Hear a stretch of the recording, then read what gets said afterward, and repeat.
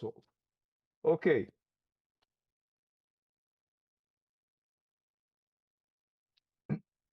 The research project was developed by Lucas Artacho, as I already said, the author of this paper, and advised by me, Romero Torri, the co-author and presenter, in the postgraduate program in design at the University of São Paulo.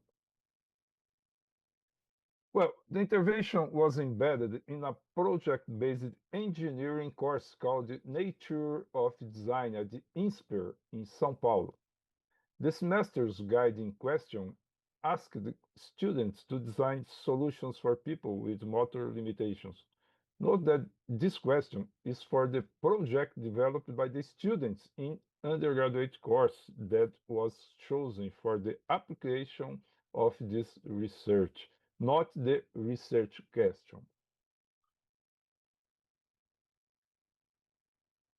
That undergraduate course uses design thinking methodology, a powerful approach for solving complex human-centered problems. Its first stage, empathize, is arguably the most critical, yet in practice it's often the most neglected. In engineering classrooms, which is the case of this study, students tend to treat empathy as a formality, relying on surface-level interviews and establishing limited emotional connections with the people they're designed for. This limits the quality of the solutions they develop. The VR experience was introduced right at the beginning of the empathize stage before the students began their fieldwork. Participation was voluntary with full informed consent. And we based our studies in immersion, embodiment, and empathy, based in studies in VR, enabling situated perspective taking, multisensory and physical constraints, real virtual, the well-known in our community, the real virtual continuum by Milgram and Kishino, the embodiment, self-location plus agency plus body ownership, and the Proteus effect.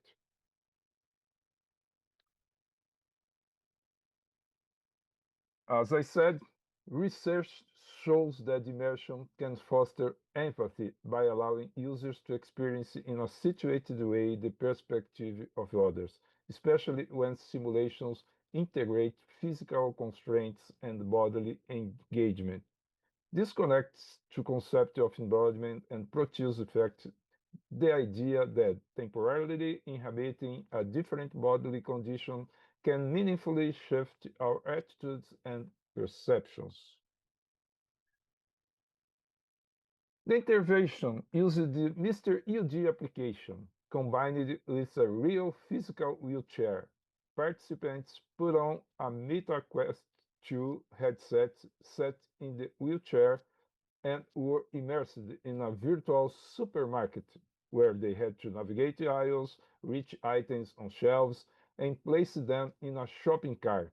This coupling of a real physical constraint with a virtual environment is what positions this experience in the augmented virtuality space of Milgram and Krishino's continuum.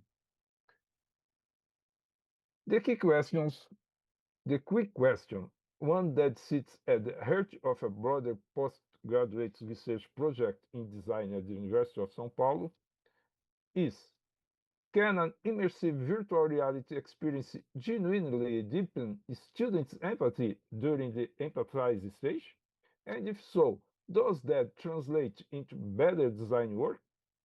Our research investigates the use of virtual reality as a preparatory tool for the empathize stage in design thinking education.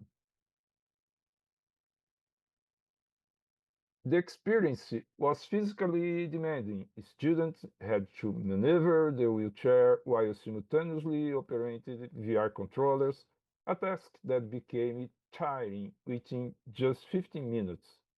We observed moments of genuine frustration, students repositioning multiple times to reach a product or dropping virtual items and feeling embarrassed picking them up. as you can see in this video. Are you seeing the video? Yes, we can see the video. Thank you. Okay, thank you.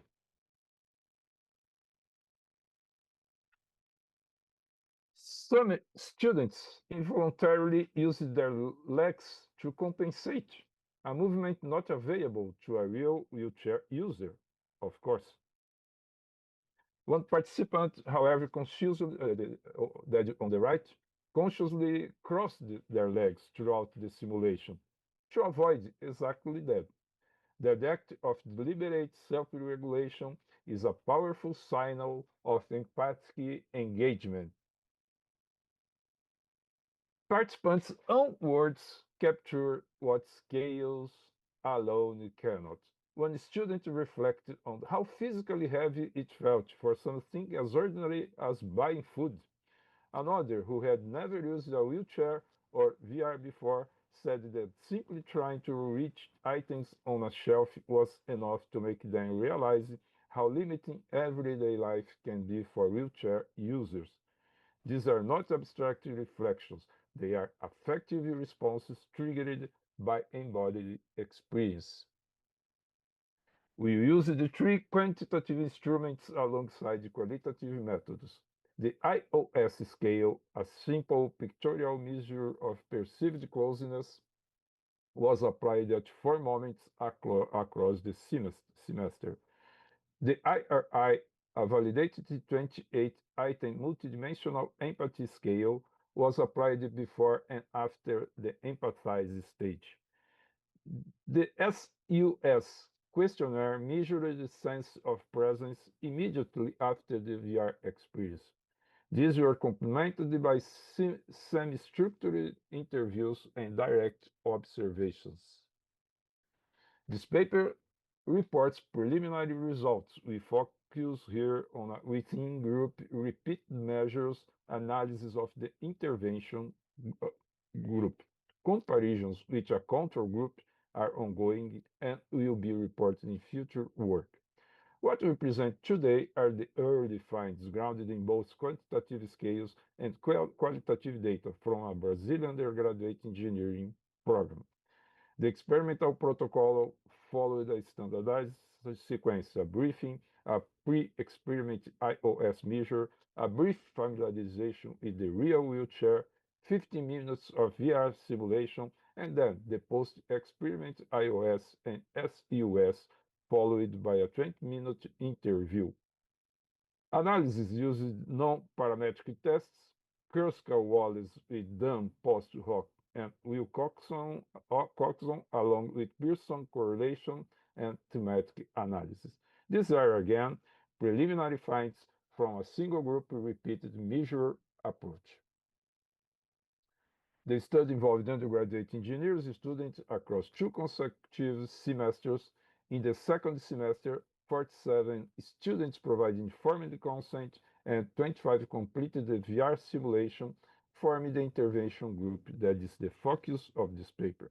The group was predominantly male and about half had no prior VR experience, making this a genuine first encounter with immersive technology for many participants. 1 minute left, Romero. Thank you. Okay. The iOS results tell a clear story. Immediately after the VR experience, perceived empathy, closeness to wheelchair users jumped to a mean of 6.333, a statistically significant peak confirmed by Kruskal-Wallis testing and done post-hoc comparison. By the end of the semester, scores decreased but remaining above baseline. The VR experience produced a real and measured immediate effect. Okay. Sorry, I'll skip this and I'll go to this, the uh, almost last slide. The effect extended beyond the scales and surveys. 5 project groups developed design proposals directly inspired by situations they experienced in simulation. 2 focused on reachability solutions for shelves. 3 proposed cart or basket attachments for wheelchairs. One group captured this shift well. They noted that after VR experience, things they would normally need to ask users, they already knew. The simulation didn't replace field work, but it made it more direct and more impact grounded. So, limitations and future directions, the last slide. Limitations, preliminary. These are preliminary results between group comparison are still in progress. Selection bias and novelty effects cannot be ruled out. The Mr. UD application lacks a virtual body representation, which limits the sense of embodiment for some participants, and its English language interface and European cultural reference created additional barriers in our Brazilian context. Going forward, we will complete the group comparisons, evaluate projects, deliverables, and explore VR tools with full body avatars and locally adapted interfaces. Thank you very much.